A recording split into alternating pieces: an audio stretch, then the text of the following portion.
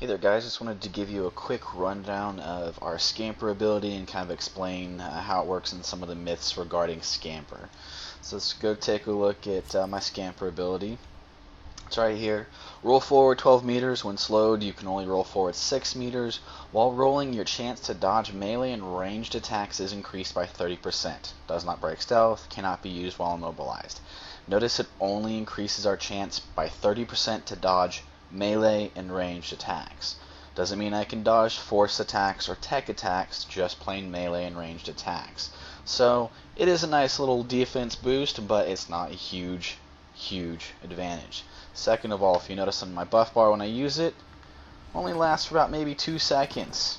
And then if I'm lucky from my Slippery Devil, every 15 seconds I have a 50% chance to proc my dodge for 1 second. Dodge, as you know, removes all hostile effects and increases my chance to dodge melee and ranged attacks by 100% for that 1 second. And again, just melee and ranged attacks, so I'm still getting hit with any force damage or tech damage. So it is a nice little defense boost, but it's nothing to the point where we're still locking in completely immune to damage or anything like that. Next, I wanted to take a look at Scamper compared to the other speed buffs across a fixed distance. I picked 75 meters simply because that's the rough distance between the first door and the bridge in Voidstar. And I also like to point out that all of the objectives within Warzones are fixed distances, and that's kind of what negates our ability to spam Scamper. You only need to go, maybe 30 meters, 100 meters, or something like that in between objectives. So our ability to spam Scamper is not that huge of an impact. If it were a greater distance, like 200-300 meters between objectives, then yes, our Scamper would end up providing us a way bigger boost to how fast we can move across distances. Looking at my Scoundrel, you can see I do end up getting to the objective a lot faster than any other speed buff, but I'm also left with roughly 20 energy left, and that's pretty bad. In fact, I can't do really any ability with that low resource level. So it's a nice ability, but it's really not that overpowered over short distances. And which I like to point out again, most objectives between war zones are not a huge long distance.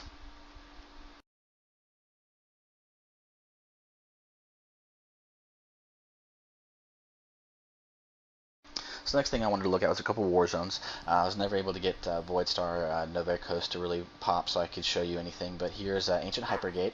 So I take off from the beginning, and I do get that little extra boost from the ledge, but I do take a 30% health hit from that one. So I scamper off and get to the pylon and start capturing the pylon, and about a couple seconds later a sentinel comes behind me.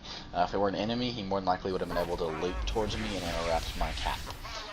Next thing I'm going to show you is running in between the resets to capture the pylon, and as you'll notice, as soon as I get there, the pylon is not active. You're not able to click on it or do anything, and quickly behind me comes a sentinel and actually manages to cap it before I do because it clicks on it quicker. The next one I want to show you is a quick race between a Shadow and myself to the Alderaan node. So we both take off running, and you'll end up seeing him catch up, and he'll actually end up having to peel off and prevent an assassin from coming in and interrupting my cap. So I only got to the node a couple seconds later, and like I said, ended up having to defend me while I was trying to cap. And had he not been there, I probably would not have been able to complete the cap. If you guys do like any of my videos, please hit the subscribe button and post comments about what you'd like to see more of, and I'll hopefully get some more videos made for you guys later.